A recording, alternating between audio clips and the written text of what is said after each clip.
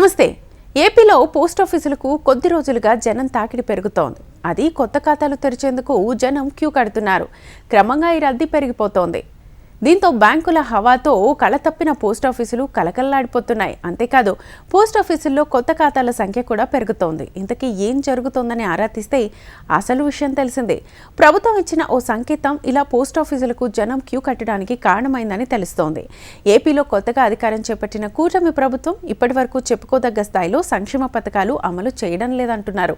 పెన్షన్ల పెంపు, ఉచిత గ్యాస్ సిలిండర్లు మినహా మిగతా పథకాల ఊసెత్తడం లేదు. దీంతో ప్రభుత్వంపై పథకాల అమలుపై ఒత్తిడి పెరుగుతోంది. ఈ నేపథ్యంలో త్వరలో ఒక్కొక్కటిగా పథకాలు అమలు చేస్తామని ప్రభుత్వం చెబుతోంది. ఇదే క్రమంలో బ్యాంకుల్లో ఖాతాలు లేనివారు, ఉన్న ఆధార్తో లింక్ కానివారు పోస్టాఫీసులో ఖాతాలు తెరవాలని ఓ హింట్ ఇచ్చింది. ఇలాంటి వారు కేవలం 1,00,000 మంది మాత్రమే ఉన్నారు. దీంతో జనం పోస్టాఫీసులకు పరుగులు తీస్తున్నారు. కానీ విచిత్రం ఏంటంటే ఇప్పటికే పోస్టాఫీసుల్లో ఖాతాలున్నవారు, బ్యాంకుల్లో ఖాతాలు ఉండి పథకాలు తీసుకుంటున్నవారు సైతం ఈ పుకార్లతో పోస్టాఫీసులకు క్యూ కడుతున్నారు. వాస్తవానికి బ్యాంకులో ఖాతా లేనివారు, ఉండి కూడా ఆధార్తో లింక్ కానివారు మాత్రమే పోస్టాఫీసుల్లో ఖాతా తెరవాల్సి ఉంటుంది.